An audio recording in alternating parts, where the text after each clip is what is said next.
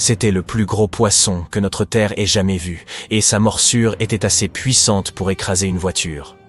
La plus grosse dent de mégalodon qu'on ait retrouvée mesurait la longueur d'une télécommande, soit 18 cm.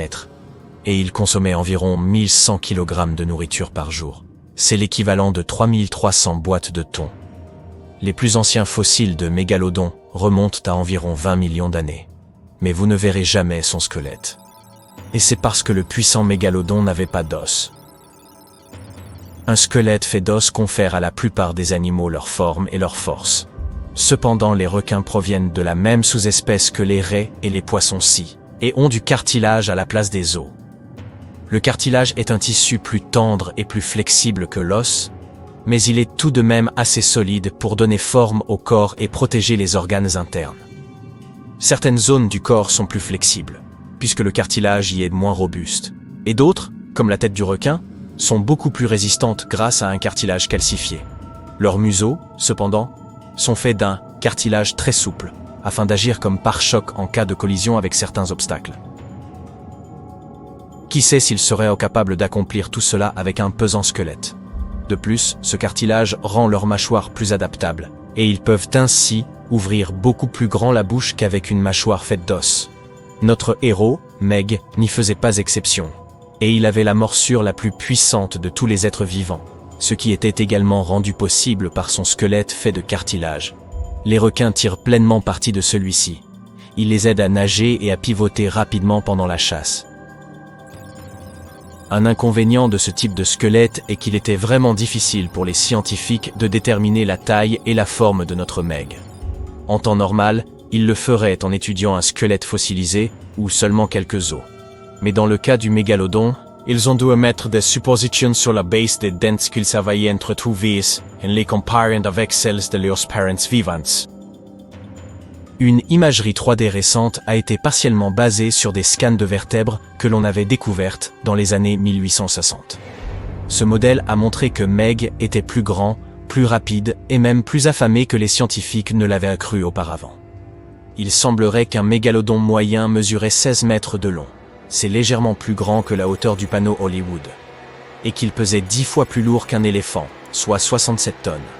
On comptait aussi des spécimens excédant les 20 mètres. Les scientifiques ne sont toujours pas certains de comment le mégalodon a pu atteindre une telle taille. Le fait qu'il y ait eu des mégalodons plus grands et d'autres plus petits est probablement dû à une chose que l'on appelle la règle de Bergman. Elle stipule que la température de l'environnement ambiant affecte la taille du corps de l'animal, car ils doivent soit en conserver, soit en dissiper la chaleur. Les mégalodons qui sont parvenus à atteindre des eaux plus froides avaient probablement besoin de plus de masse corporelle pour assurer leur survie à des températures aussi basses. Et ceux qui vivaient dans des eaux plus chaudes devaient être plus petites pour éviter de surchauffer. Si les calculs des chercheurs sont exacts, cela signifie également que Meg atteignait une vitesse de croisière de plus de 5 km/h, ce qui est beaucoup plus rapide que les autres requins. Le grand requin blanc contemporain peut parcourir une distance de près de 11 000 km sans s'arrêter, ce qui représente 9/10 de la longueur du diamètre de la Terre. Mais il semble que le mégalodon aurait pu aller beaucoup plus loin. Les mégalodons sont parvenus à subsister sur notre planète presque 70 fois plus longtemps que les humains n'ont vécu. Ils ont parcouru les océans pendant environ 20 millions d'années, et ils vivaient pratiquement partout, sauf près des pôles.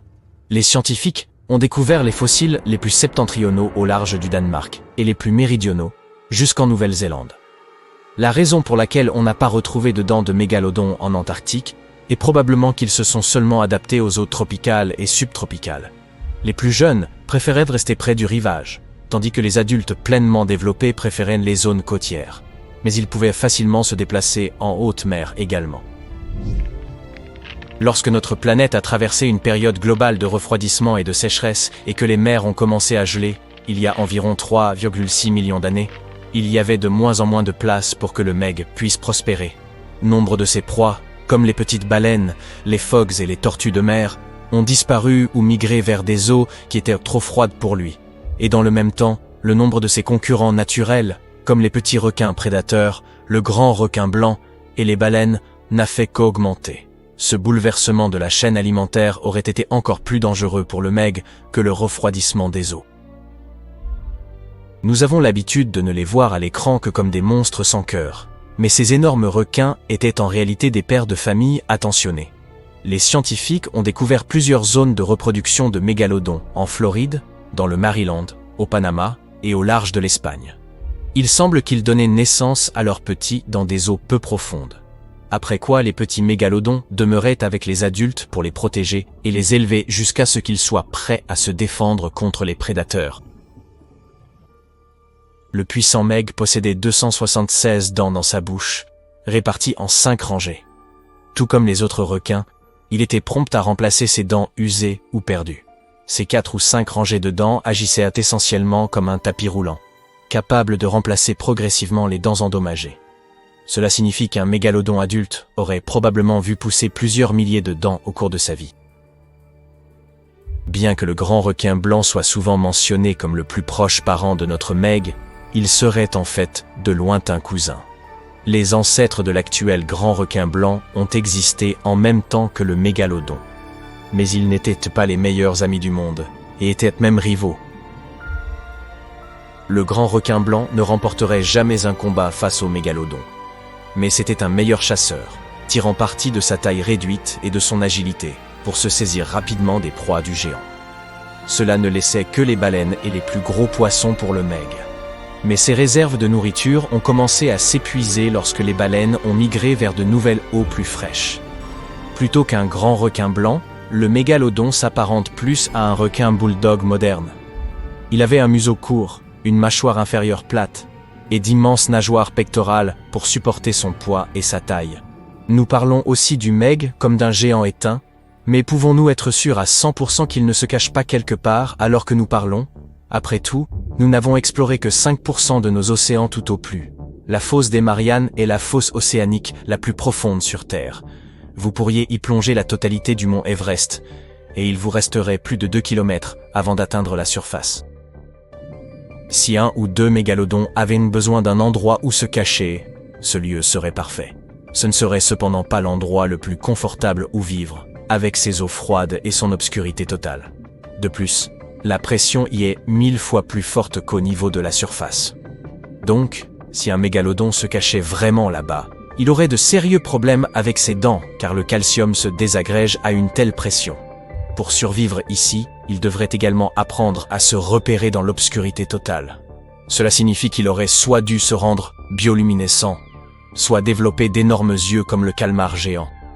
Si le meg était resté fidèle à ses préférences alimentaires, il devrait manger des poissons plus petits. Et cela nous causerait quelques soucis, surtout pour ceux d'entre nous qui en raffolent.